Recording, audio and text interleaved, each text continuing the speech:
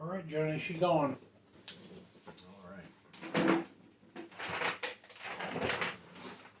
All right, well, welcome back to Two Beards and a Bible. I'm John Swano. I'm Dave Tenney. And we're glad you're with us. As always, we hope that this time is edifying to you. We are sitting here and not proclaiming to be experts in any way, but just two guys studying the Bible together. And as we do so, and as we learn together, it is our hope that you will learn as well. And that's our hope anyway. Yeah, typically what we do is it's more like John and I talking and the camera's on. Yeah. So we don't really, this is, I like to say it's a pretty amateurish production, but it's just pretty, just low key and Yeah. it's more like conversation, I guess. Around the coffee table. Absolutely. All right, so today we are going to pick up where we left off last time, and we are in Matthew chapter 18, and starting at verse 6 is where we're going to begin. I guess 6 through 10. Yeah, that sounds good. And then we'll go ahead and read. Yeah, go ahead. All right, so Matthew chapter 18, probably through 9. Through 9? Okay. Yeah. Starting at verse 6. But whoever causes one of these little ones who believe in me to stumble, it is better for him that a heavy millstone be hung around his neck, and that he be drowned in the depth of the sea. Woe to the world because of its stumbling blocks, for it is inevitable that stumbling blocks come, but woe to that man through whom the stumbling block comes. And if your hand or your foot causes you to stumble, cut it off and throw it from you. It is better for you to enter life crippled or lame than having 2 hands or 2 feet to be cast into the eternal fire. And if your eye causes you to stumble, pluck it out and throw it from you. It is better for you to enter life with 1 eye than having 2 eyes to be cast into the fiery hell. That's some pretty harsh instructions there, buddy. It is. So, first thing he says, whoever causes one of these little ones to sin, we can cause other people to sin? To stumble. Yeah. I suppose the ultimate,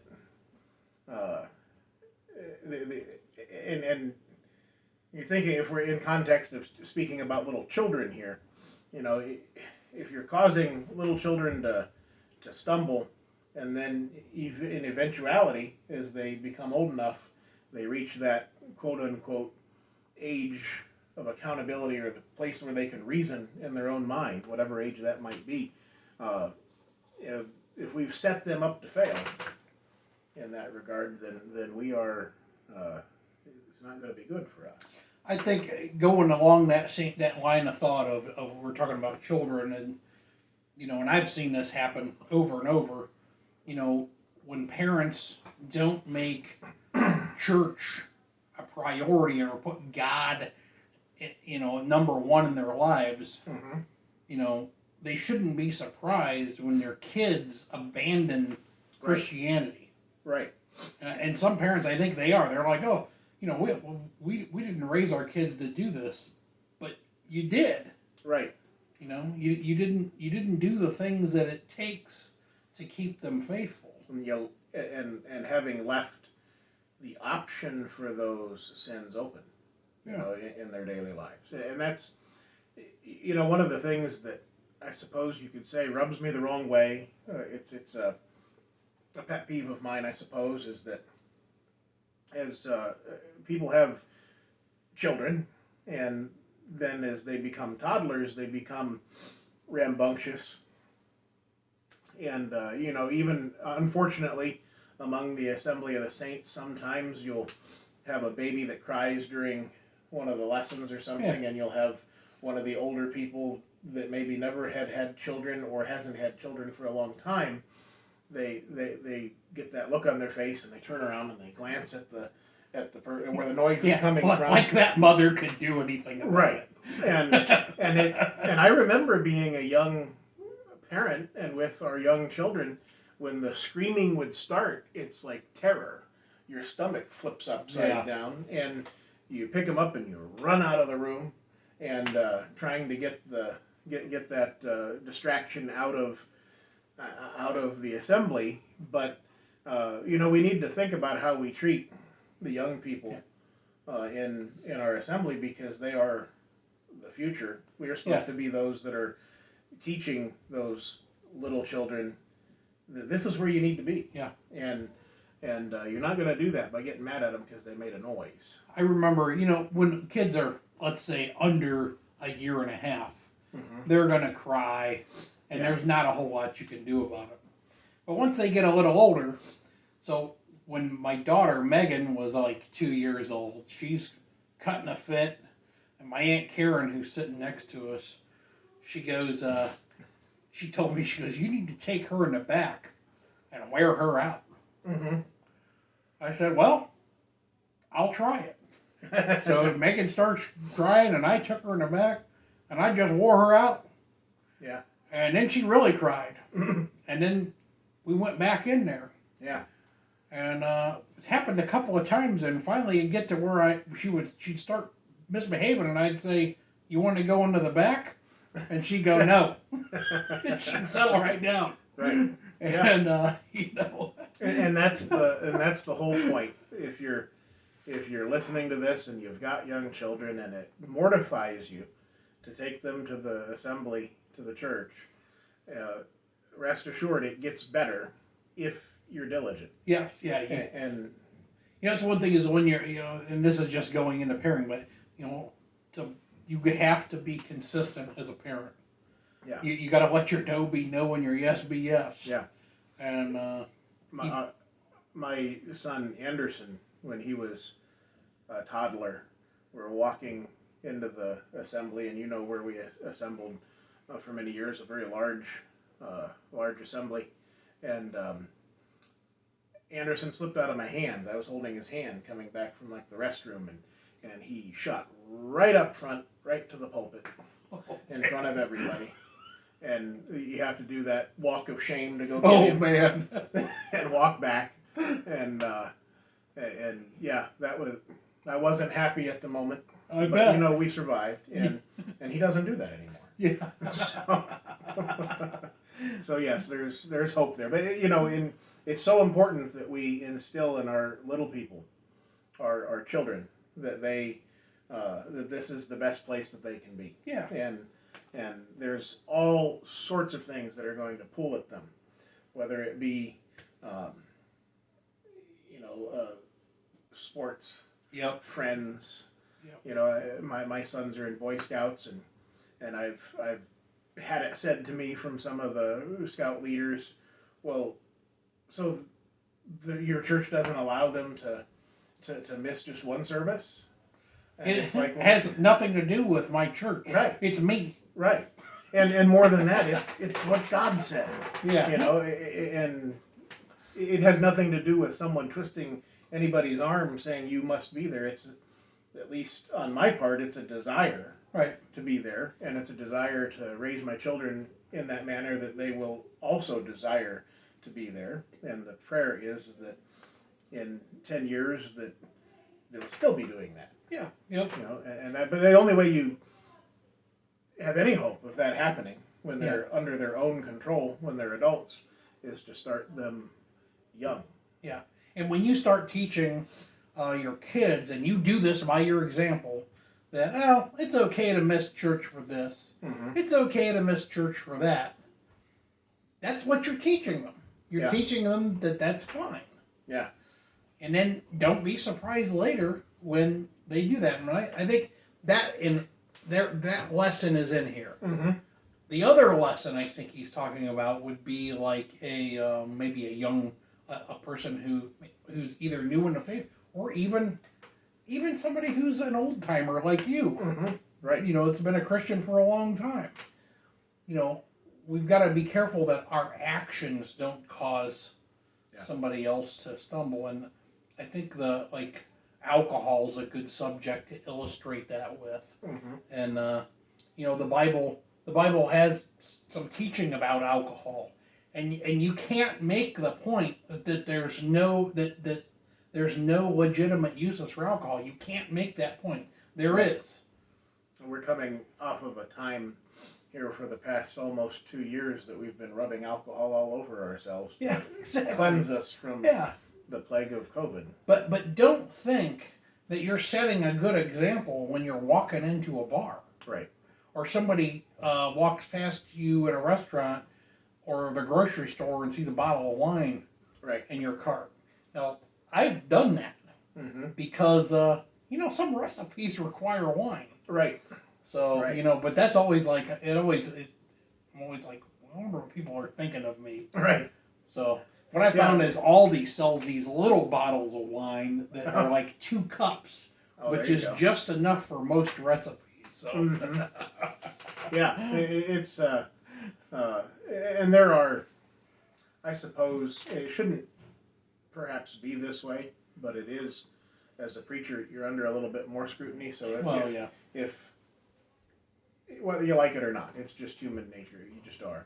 And as I go through the grocery store, I deliberately avoid walking through the wine section to get to the dairy section. Just so somebody doesn't see it and say, say, hey, I saw the preacher in the wine section. Yeah. Sunday after church. And his eyes were red. That's because preachers don't sleep on Saturday nights.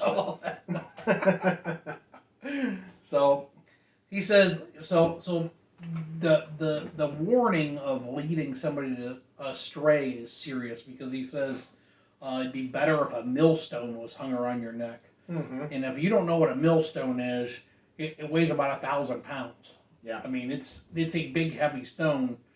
And if you had one of those around your neck and got thrown in the ocean, you're dead. You could never overcome that. Right. So yeah, and that's not just not that it'd be better if you were dead. It's better that you disappear to the depths of the ocean. Yeah. That is strong language. Absolutely. So we just got to be careful about how we act and our actions and how they influence other people. There's things that we can do that maybe there's nothing wrong with, but it could lead somebody down the wrong path, and we got to be careful about those things. Yeah, and just another aside as a parent, your children, they see you all the time. They see everything that you do. The good things and the bad things, and especially in our household, both of our households, our kids are homeschooled. So, there's not even a 6-hour period of the day where they disappear to go to school. Right. They're seeing everything that you do in the day. And one of the things that crosses my mind is, a lot of times people become disheartened and fall away because of the hypocrisy they see in their in parents, the church. But in that carries over into the home. That they see the hypocrisy of your parents. They say don't do this, but yet then they do all these other things, and that could very well lead you to a situation where you are a stumbling block. Yeah. And that's or you act this way at church, but at work you're this other person. Right. And that's I've seen it. Yeah. No doubt about it. Yeah. So now he talks about in verse 8 and 9, he talks about some pretty harsh stuff. He talks about cutting off limbs.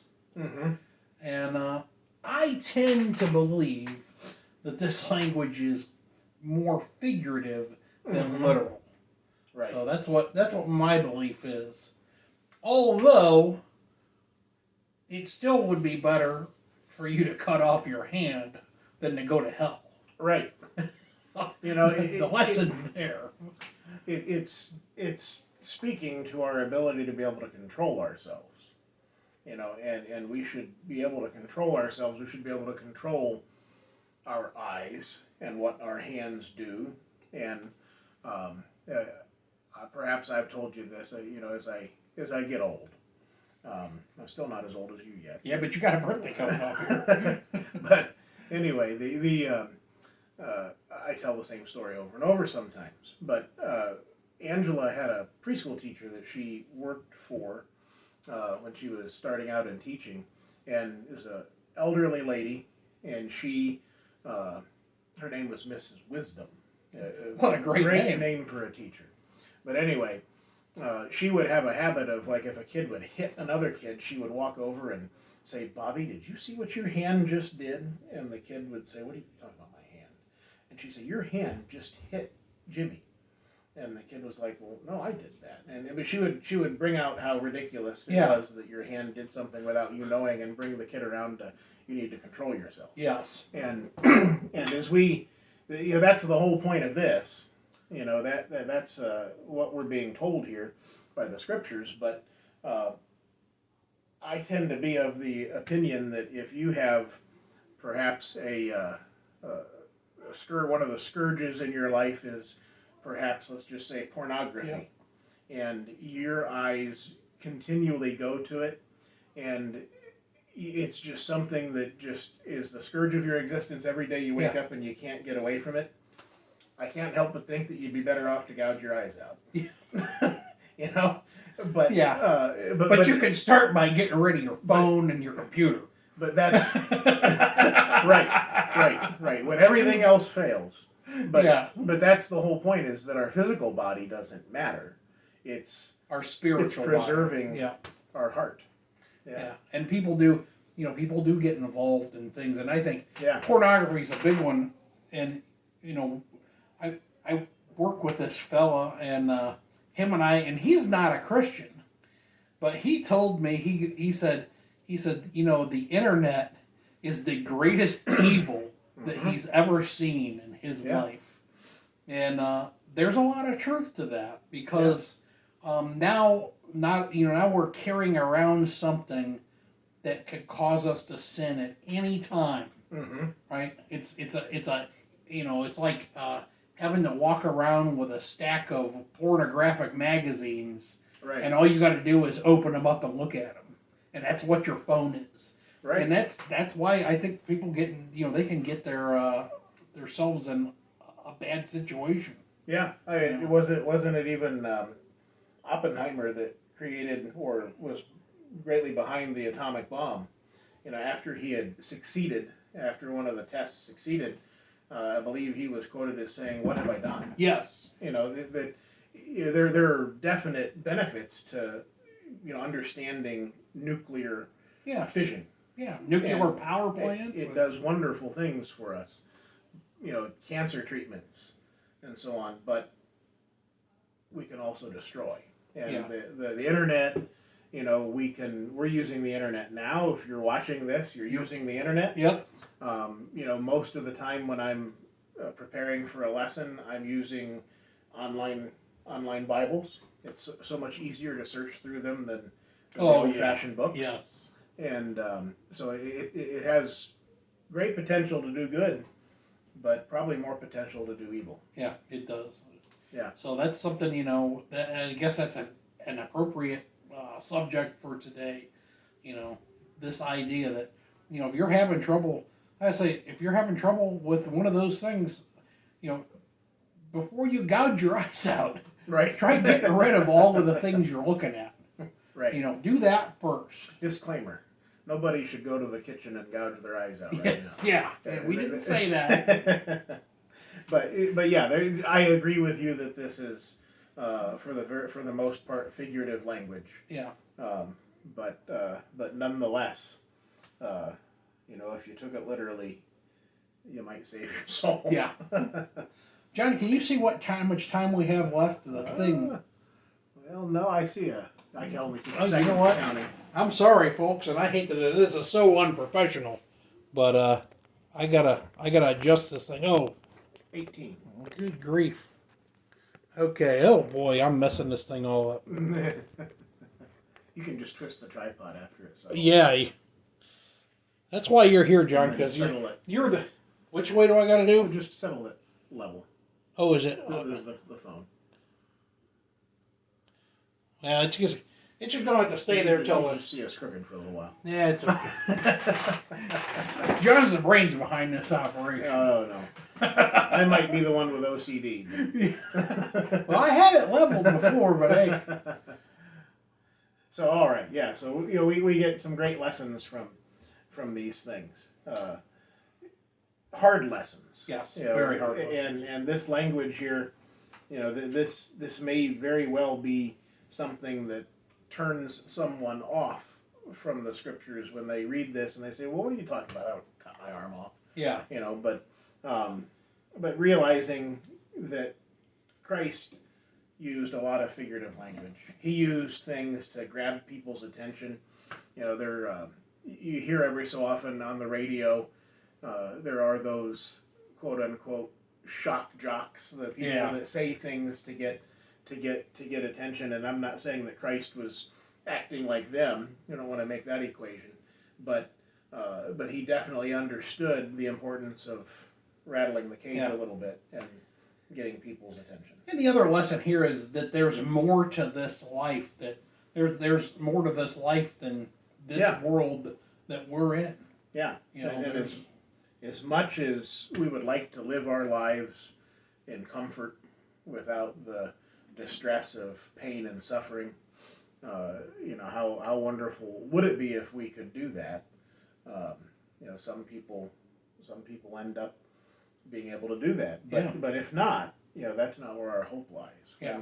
When your body falls apart and nothing works anymore, and you're just in excruciating pain, day in and day out, it's still okay. Easier said than done, but our hope lies beyond that. Yeah, absolutely. So let's finish up here with the parable of the lost sheep.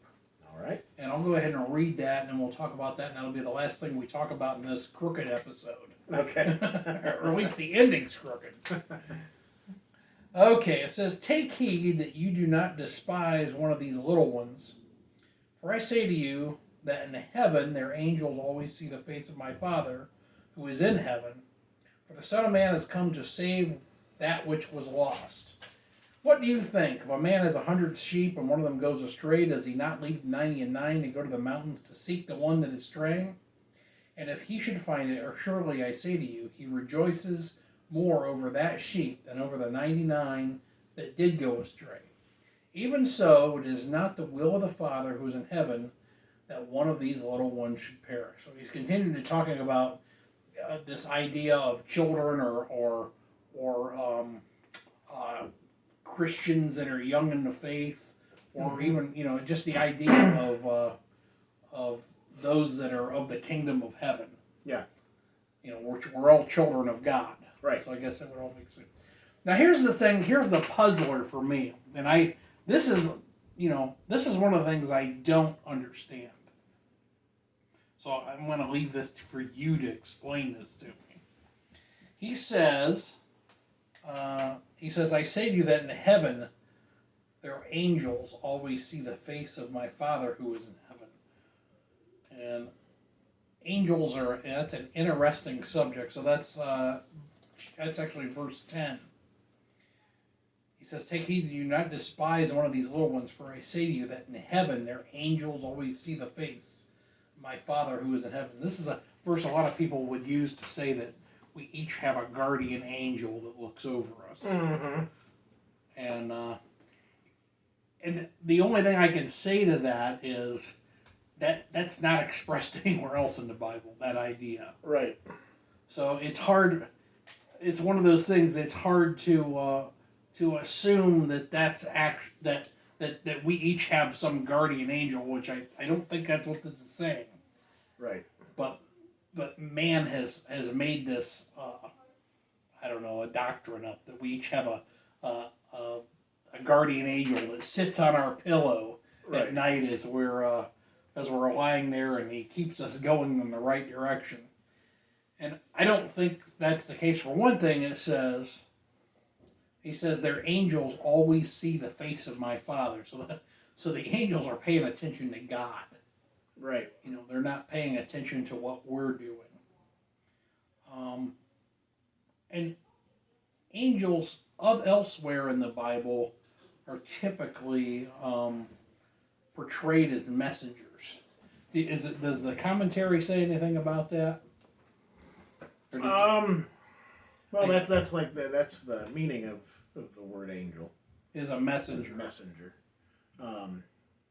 I'll read this with a disclaimer that it's a work of man. Right. And I'm not 100% sure. I would say I don't understand either. Yeah. Completely. So here it says, Jesus here resumes his warning against that pride which exalts itself and despises the humble, disclosing the fact that the ministration of angels is not only general but special. certain angels being entrusted with the care of certain individuals, and all of them supplementing their own wisdom and power by direct access to the presence of God. So, he's lending, the writers here are lending that idea that there are special angels, at least, I from the context, at least for children. Yeah. I don't know that I'm comfortable commenting on that. Yeah. In my understanding at this point in time. Yeah. I think that's just one of those, and you come across this sometimes in Scripture.